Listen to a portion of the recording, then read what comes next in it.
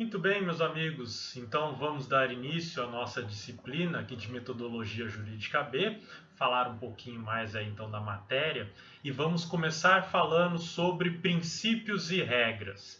Como eu disse para vocês, nós vamos trabalhar então com a questão da distinção entre esses princípios e essas regras por diversos critérios que surgiram ao longo do tempo. E nós vamos começar então a nossa disciplina, primeiro determinando o que é norma, para nós entendermos então como que essa norma pode depois diferir entre um princípio e uma regra. E nós temos então que lembrar o seguinte, que quando falamos de norma e falamos de interpretação próprias aí da questão da ciência hermenêutica, nós precisamos pensar que quando eu falo na norma jurídica, eu estou tratando do sentido o qual eu consigo extrair de um texto normativo. O que eu quero dizer com isso? Que aquele texto que você encontra na legislação, aquilo que você encontra então expresso, escrito em diversos locais, em diversas modalidades diferentes que encontramos no nosso ordenamento jurídico, seja na lei, seja na jurisprudência e qualquer outra fonte do direito, nós temos aí simplesmente um texto legal que somente com a atuação humana, com o uso então do intelecto humano, é que conseguimos extrair um sentido para que esse sentido seja aplicado nos determinados fatos que nós entendemos que eles sejam aplicáveis. Isso tem muito a ver com aquela ideia da semiótica jurídica, né? E voltando até um pouco aqui, na ideia da própria semiótica. Por quê? Porque quando eu falo de semiótica, eu estou falando aqui de significantes e significados. O que é isso?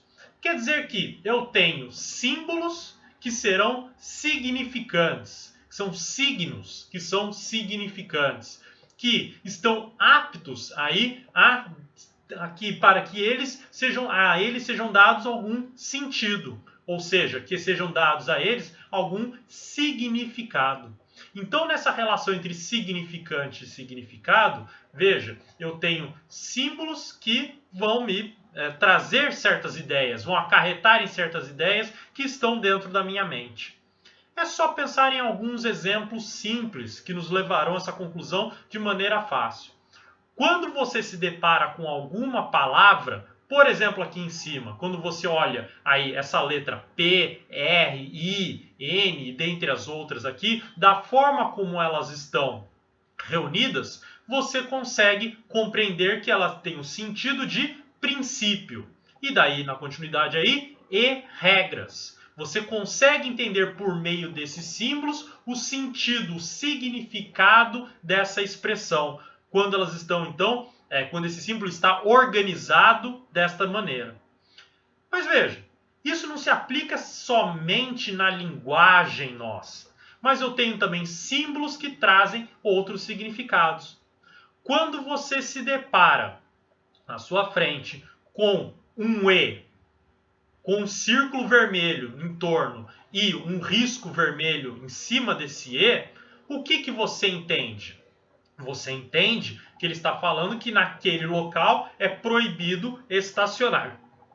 E veja, não está escrito estacionar, né, proibido, nada disso. Mas você interpreta daquele símbolo a ideia de proibição para estacionar o seu veículo automotor.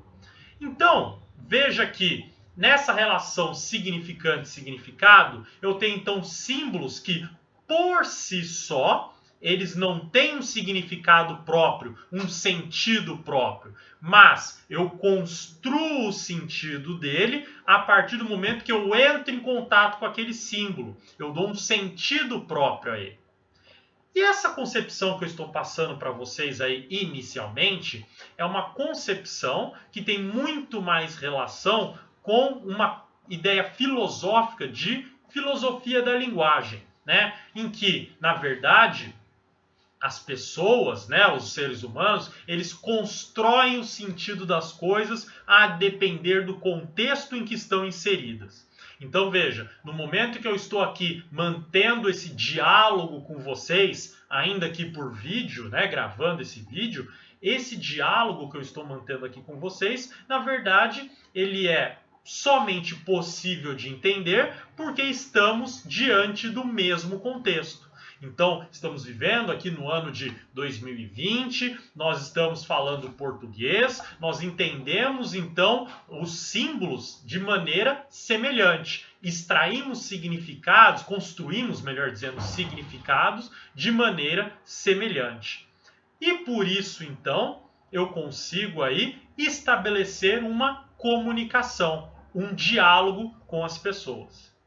E veja, qual que é também a consequência, qual que é o efeito aí que nós podemos ter também dessa conclusão? Que os significantes podem ter novos ou diferentes significados dependendo do contexto, dependendo das circunstâncias. Seja porque eu tenho um significante que tem múltiplos sentidos, seja porque o significante teve aí a mudança da sua ideia ao longo do tempo. Vamos dar 2 exemplos para pensar nisso. Primeiro, uma ideia de um significante que tem múltiplos sentidos. Manga, né? Um exemplo fácil aí que a gente até brinca quando a gente é criança. Manga. A palavra manga, ela pode significar tanto a fruta manga, como também pode significar manga de camisa, manga de paletó, né? Ou seja, é uma expressão com diversos sentidos. Se eu simplesmente falo manga, sem nenhum contexto, você não consegue me dizer qual sentido que eu estou dando para essa expressão. Agora, se eu falo a manga rasgou, eu vou entender que rasgou tem que ser um tecido, né? Então tem que ser a manga de uma camisa, a manga de um paletó. Ou então eu falar que eu então cortei a manga para o consumo. Pelo menos a interpretação mais razoável, digamos assim, é que eu estou me referindo à manga fruta, né? Então veja, um referente com diversos, um significante com diversos significados. Agora eu posso pensar em outra ideia de diversos significados para o mesmo significante, que se foi mudando aí ao longo do tempo. Pense na palavra telefone. Telefone, algumas décadas atrás, poderia se referir tão somente àquele telefone fixo com fio. Depois, expandimos a ideia de telefone para o telefone sem fio. Hoje em dia, falamos de celular. Agora, falamos inclusive do smartphone.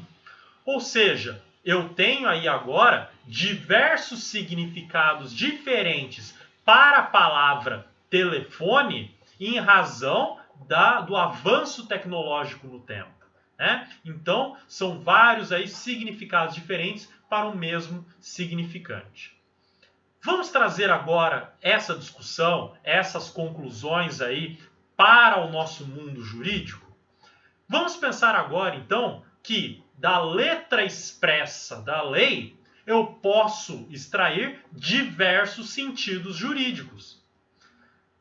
Logo, eu tenho, então, para um mesmo texto legal, diversas normas jurídicas possíveis, diversos sentidos, então, que podem ser construídos aí a depender das circunstâncias, os contextos, aqueles fatos que estão em jogo, né? É só você pensar aí, por exemplo, no artigo 2º do Código Civil, que vai falar, por exemplo, do nascituro, que vocês estudaram lá há um bom tempo atrás, né? Que quando você fala dos direitos do nascituro, né, você está falando aí de possíveis 3 correntes doutrinárias. Eu posso falar que o direito do nascituro, né, então a personalidade, aí vai se iniciar somente com o nascimento com vida. Uma teoria natalista. eu posso aí falar que desde a concepção há proteção dos direitos do nascituro, uma teoria concepcionista. Ou então eu posso falar que os direitos estão submetidos a uma condição suspensiva, que é a teoria condicional da personalidade, né? E que então, após o nascimento com vida, é que você tem então a aquisição e o exercício desses direitos, porque cumpriu a condição suspensiva do nascimento com vida. Veja, o artigo 2º do Código Civil, ele permite 3 interpretações diversas, ou seja, ele permite 3 sentidos jurídicos diferentes para uma mesma norma, que você compreendeu pela leitura do texto, né, que você tem o início da personalidade civil com o nascimento com vida. E daí a lei ainda vai proteger, desde a concepção, os direitos do nascituro. E daí então você tem a construção de como que funciona essa norma jurídica. Veja que, de certa maneira, quando você extrai a norma de um texto, você está, de certa maneira, realizando uma paráfrase. Já parou para pensar nisso? O que é uma paráfrase? É você dizer a mesma coisa com outras palavras. Então você compreende aquela ideia, e você traduz ela e se expressa de maneira um pouco distinta. Veja agora como eu falei para vocês sobre o artigo 2º do Código Civil. Eu não falei literalmente aquilo que está escrito no artigo 2º, mas eu traduzi com as minhas palavras a ideia contida no artigo 2º. Com isso, então, é como se eu tivesse realizado uma paráfrase. Logo, no momento que eu extraio esses sentidos, que eu extraio a norma, de certa maneira, se for falar em termos linguísticos, para voltar à ideia também de semiótica e tudo mais, eu estou realizando uma paráfrase daquele texto normativo. Tá bom? Então essas ideias iniciais são importantíssimas aí para compreender o seguinte, que no momento então que eu estou analisando uma norma jurídica, né, eu estou aí diante desses sentidos possíveis aí jurídicos que eu posso extrair daquele texto normativo, tá? Então olha só, eu tive a significante e eu tenho o significado. Mas para a norma jurídica, a gente tem ainda um terceiro elemento importante e interessante. E esse terceiro elemento é o chamado referente. O que é esse referente? Esse referente é aquilo que a gente chama de hipótese normativa, tá? Que alguns vão falar aí que é o elemento fático que estaria diante da própria construção da norma jurídica. Mas entenda aqui que quando eu falo desse elemento fático, eu não estou falando do elemento fático, o fato que vai ser aí então sofrer a incidência da norma jurídica. Eu não estou falando aí de uma questão de subsunção do fato à norma, mas eu estou falando da própria hipótese prevista na norma que contém um fato, ainda que hipotético. Vamos pegar esse exemplo do artigo 2º mesmo, para ficar fácil? Veja que ele fala de nascimento com vida. Aí ele não está falando de um fato, um nascimento em si, mas ele está descrevendo um fato aí, fica até paradoxal falar assim, um fato hipotético, né, que servirá de uma hipótese para a aplicação, a incidência dessa norma nos fatos que de fato ocorrerem. Né? Desculpa a repetição aí, inclusive, de falar de fato. Né? Então, aquilo que acontecer vai se aplicar esse artigo 2º. Essa hipótese normativa, então, esse fato previsto dentro da norma, a gente chama de referente. Tá bom? Então veja que, diante do significante, o texto legal em si, para se chegar ao significado e daí poder aplicar essa norma em um caso concreto, eu tenho aí que ter atenção ao referente, que é o fato descrito nessa norma, tá? A hipótese normativa, tá bom? Legal. Visto tudo isso, então, nós temos que pensar o seguinte, que esse problema do sentido, da amplitude do sentido que eu posso ter numa norma jurídica, eu tenho esse problema aí que pode estar derivado, que pode nem ser um problema, mas uma intenção mesmo, mas derivado na própria construção da norma, no momento então que alguém redigiu essa norma, né, criou essa norma para ser aplicada aos casos concretos, e eu tenho também no momento de aplicação mesmo, né, de fato dessa norma aos casos concretos. E veja que são dois momentos que vocês identificam muito fácil hoje em dia, né? O primeiro, criação do texto para aplicação. Quem que faz isso? Quem vai fazer isso é o legislador. O legislador, então, define os parâmetros, a estrutura básica para a aplicação da norma, né? Então, ele vai falar, olha, o regulamento é este daqui.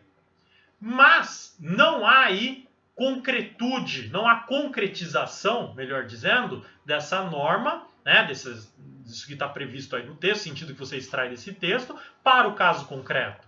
Há somente previsão, que vai ser aí somente concretizada com a atuação de um outro agente, que é o juiz. Que o juiz, então, realizará a interpretação e irá aplicar a norma no caso concreto. E veja que isso que eu estou falando aqui para vocês, nesse momento, até da distinção entre o papel do legislador e do juiz, não deixa nem de ser nada muito diferente daquilo que vocês já estudaram acerca, por exemplo, do Hans Kelsen, né? Quando ele falava lá da interpretação autêntica, né? A interpretação autêntica como um ato de vontade, em que, então, o magistrado vai interpretar e aplicar a norma no caso concreto, solucionando o litígio, né?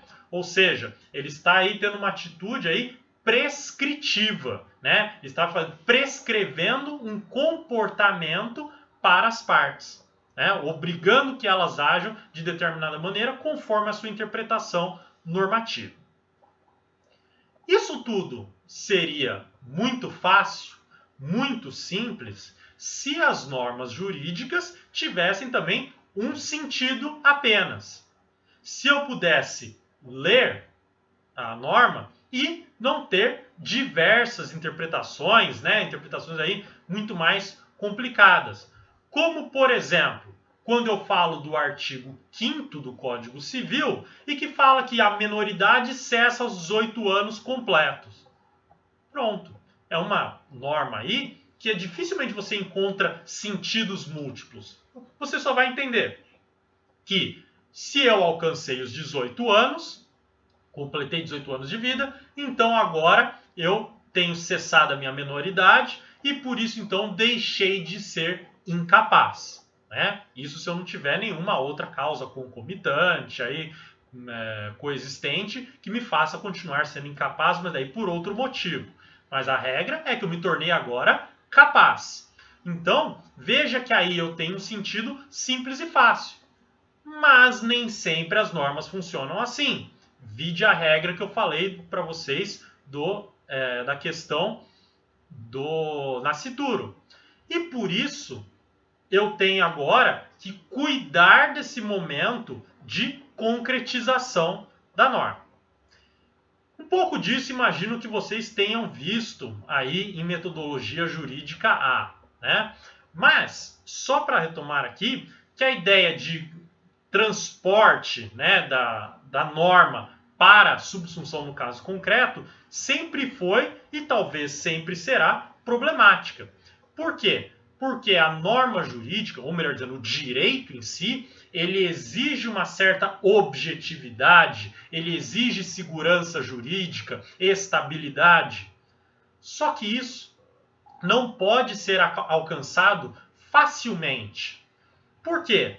Porque para aplicar o direito precisa passar por um certo agente, que é o ser humano. E o ser humano, ele é dotado aí de uma subjetividade em que ele tem na sua atividade a valoração. Então, ele aplica valores aí aos objetos, lembrando lá da aula de introdução ao estudo do direito, né? E que ele então valora os objetos à sua volta, tornando os objetos culturais, e por isso, toda vez que ele for interpretar para aplicar a norma no caso concreto, ele estará valorando. Ele estará então aplicando um pouco do seu aspecto subjetivo na interpretação. Então veja que quando se extrai o sentido e seleciona um deles para aplicar no caso concreto, não há aí eliminação de subjetividade.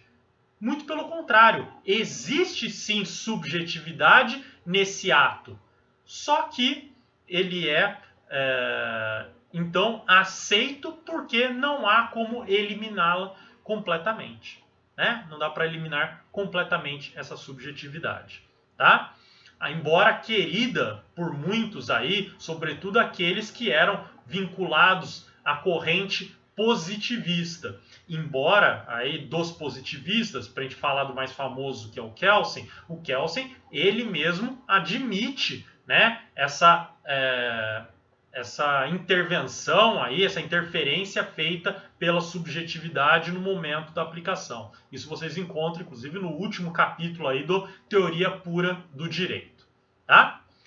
Muito bem. Com essa quantidade enorme de sentidos que nós temos aí para a norma jurídica, veja que ela é, então, dotada aí de uma vagueza e de uma imprecisão. E isso vai acabar se desdobrando quando nós identificamos dentro do ordenamento jurídico aquilo que nós chamamos de princípio e aquilo que nós chamamos de regra jurídica. Vamos entender então o que é essa ideia de vagueza e o que é essa ideia aí de imprecisão ou até mesmo chamando de ambiguidade. Quando eu falo de vagueza, eu estou falando num sentido denotativo, tá? Denotativo por quê? Porque eu estou falando que a vagueza implica na aplicação daquela regra, né, ou daquele princípio, em diversos casos possíveis, em diversos fatos possíveis. Tá? Então, está dentro desse sentido a ideia de vagueza. Enquanto que a ideia de ambiguidade é uma ideia conotativa. E o que significa ser uma ideia conotativa? Porque eu estou falando aqui de imprecisão semântica. Eu estou falando aqui de dificuldade de apreensão de sentidos em si. Então veja que as normas jurídicas, elas podem ter tanto aplicação em diversos sentidos possíveis, né? Então, que eu posso extrair diversos sentidos, como pode se aplicar em diversos casos possíveis também. Né? Então a gente tem vagueza e ambiguidade na norma jurídica. E daí então, com isso, nós podemos pensar agora nos princípios e regras em si. Afinal, como que eu vou distinguir um do outro? Se eu for utilizar então aqui o primeiro critério, que é o tal do grau de imprecisão, eu posso dizer, pelo menos pela doutrina aí tradicionalmente estabelecida, que os princípios são muito mais imprecisos, né? Ou então, melhor dizendo, os princípios são imprecisos e as regras são precisas. O que eu quero dizer com isso? Que quando eu estou diante de uma regra, eu sei exatamente no fato em que ela se aplica, assim como eu sei exatamente o sentido que deve ser atribuído a essa regra. Ainda que exista mais de um, mas eu sei aí determinar exatamente qual sentido em qual determinado fato que deve ser aplicado. Né? Então, as regras seriam dotadas de precisão. Enquanto que os princípios, eles seriam imprecisos. Por quê? Porque eles têm aí uma ambiguidade de sentidos, né? Então ele tem diversos sentidos possíveis, de difícil escolha pelo intérprete para aplicação no caso concreto, e vagueza, Por que vagueza? Porque eles também se aplicam a diversos fatos possíveis, né? Então, veja que aí, pelo grau de imprecisão, parece que a distinção entre princípios e regras é muito simples. É só você ver, então, a precisão da regra, que ela se aplica, então, a casos, hipóteses já previstas nela mesma, e com sentido delimitado pela própria norma, não cabe aí questionamentos, dúvidas sobre o sentido que deve ser dado, tampouco aos casos que devem ser aplicados,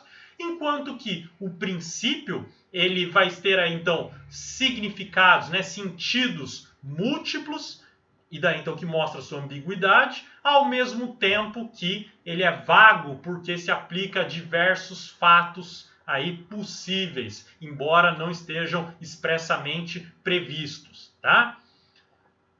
Essa diferenciação criada aí pela doutrina tradicional, né, é interessante, porém é muito insuficiente. E por que eu falo que é muito insuficiente?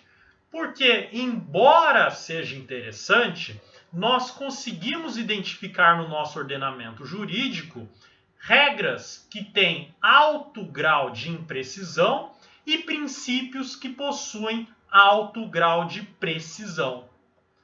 Logo, aquelas definições passadas aí pela questão do grau de imprecisão acabam se confundindo. Vamos dar um exemplo? Pensar um exemplo em cima disso? Olha só o artigo 94, inciso 2º do Código Penal. Olha só. O artigo 94 vai dizer o seguinte, que a reabilitação poderá ser requerida decorridos 2 anos do dia em que for extinta. Daí aqui explicando exatamente como é que funciona esse instituto da reabilitação penal. E daí fala aqui, ó, desde que o condenado, e vai colocar o requisito. Olha o requisito que está no inciso 2º. Tenha dado, durante esse tempo, demonstração efetiva e constante de bom comportamento público e privado. Pergunto para vocês, o que é um bom comportamento público e privado? Veja que essa é uma definição muito difícil de se dar para falar aí então que a norma tem uma certa precisão. E veja que o artigo 94, inciso 2º, ele é uma regra, ele não é um princípio. Ele é tratado como uma regra, ele é bem delimitado, ele tem o seu sentido bem delimitado, mas ainda assim ele é dotado de uma dificuldade semântica, né? Uma imprecisão semântica, porque eu não sei te dizer o que é um constante, né? Demonstração efetiva e constante de bom comportamento público e privado. Veja, se eu sou uma pessoa mais liberal, eu admito certos comportamentos, aliás, uma gama maior de comportamentos, como sendo um bom comportamento público e privado. Agora, se eu tenho uma concepção de vida mais conservadora, eu tenho uma visão mais restrita de um bom comportamento público e privado. Vai depender de cada pessoa, da sua cultura, das suas preferências, né? E isso, então, veja, abre uma porta gigantesca para uma regra que se diz precisa, ou pelo menos supostamente se define como tendo uma precisão semântica. Isso não parece acontecer, né? Nesse caso, eu tenho uma abertura aí, que eu tenho uma vagueza de fatos possíveis e eu tenho uma ambiguidade também de sentido do que seria bom comportamento público, tá? Esse é o primeiro exemplo, falando aí então dentro do Código Penal. Tenho outro exemplo? Tenho. Vamos agora então para a Constituição, no artigo 55, inciso 2º. Olha aí na sua tela. Artigo 55, inciso 2º, vai dizer então que perderá o mandato o deputado ou senador cujo procedimento for declarado incompatível com o decoro parlamentar. Veja, estou falando aqui inclusive de uma certa tipificação aqui, de uma penalidade, né, que pode ser aplicada ao mandato do deputado ou senador. Veja, posso perder então esse mandato, sendo deputado ou senador, se o meu procedimento for incompatível com o decoro parlamentar. E o que é um procedimento incompatível com o decoro parlamentar?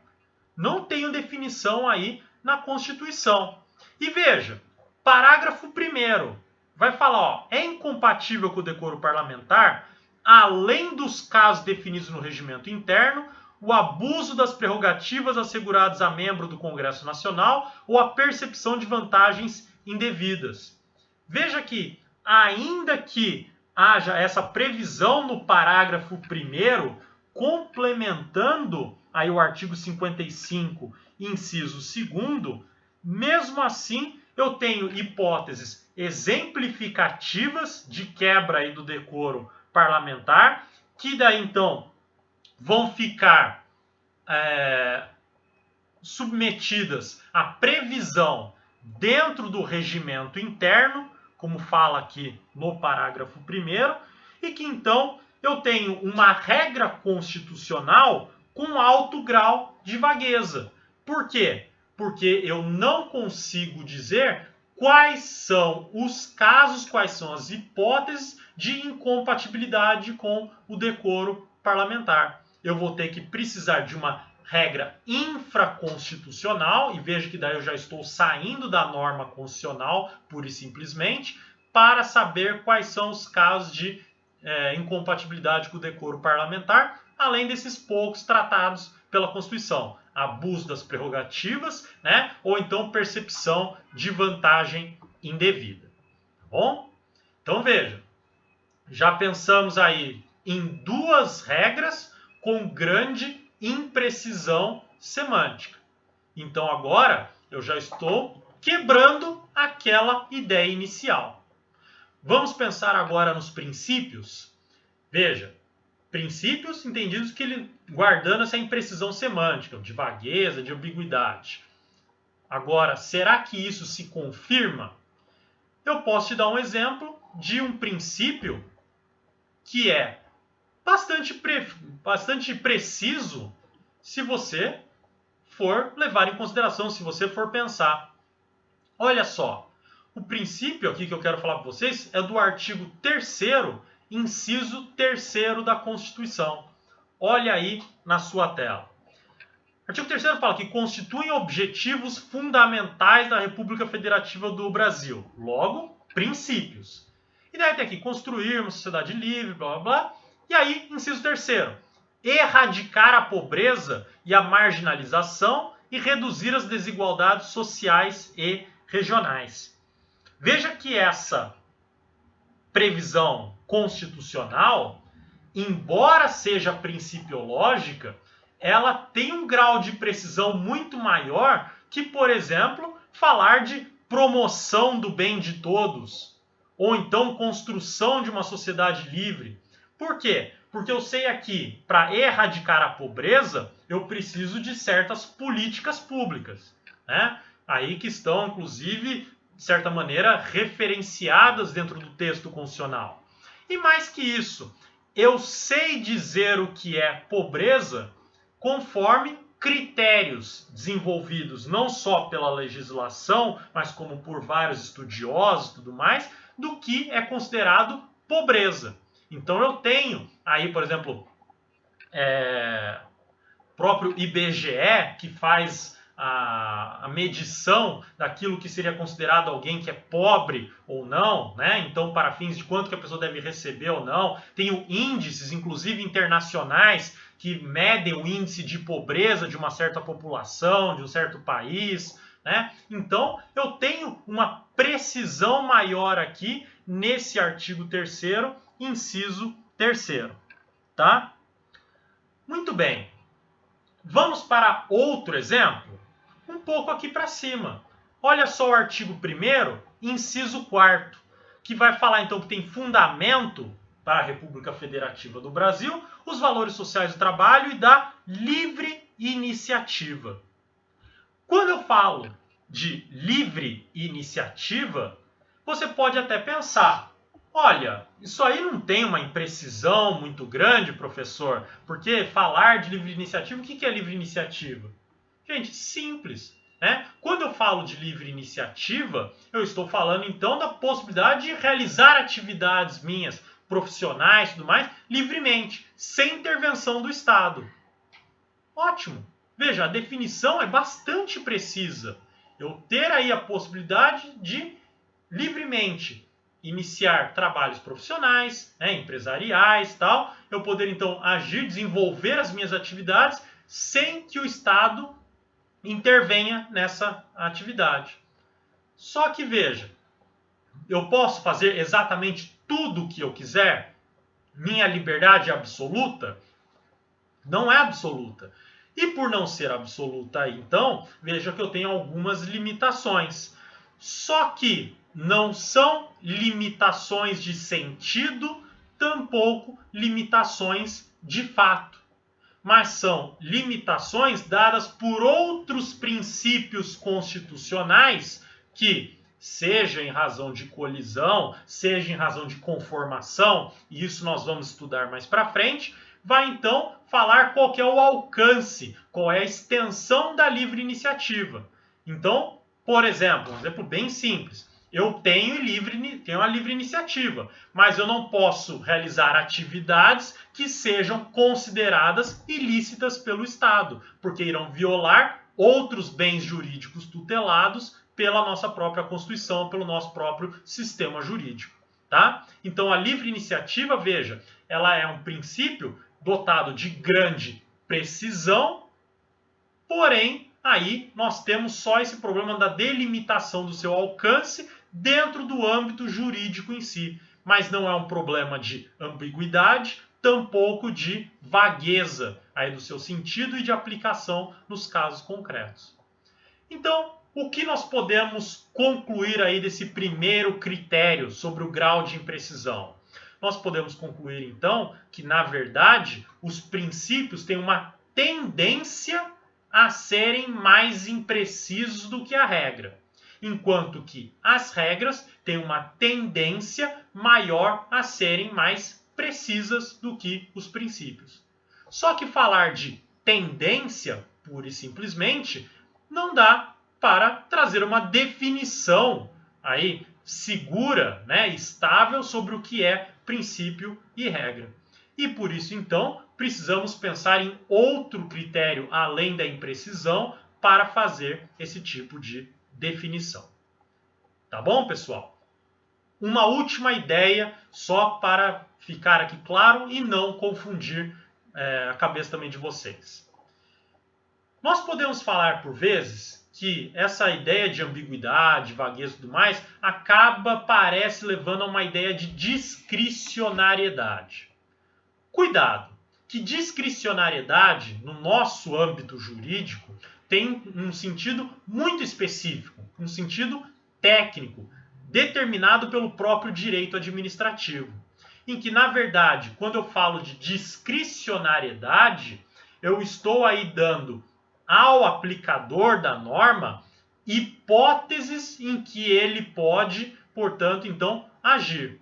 Ou seja, a própria norma, a própria regra, aí, normalmente estamos falando dentro de regra, a regra vai dar abertura para um agente que tome alguma medida, realize algum ato conforme a sua competência.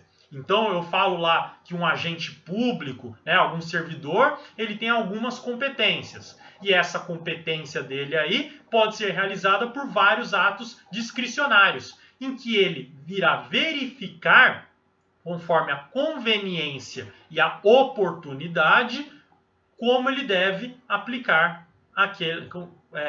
qual medida ele deve tomar.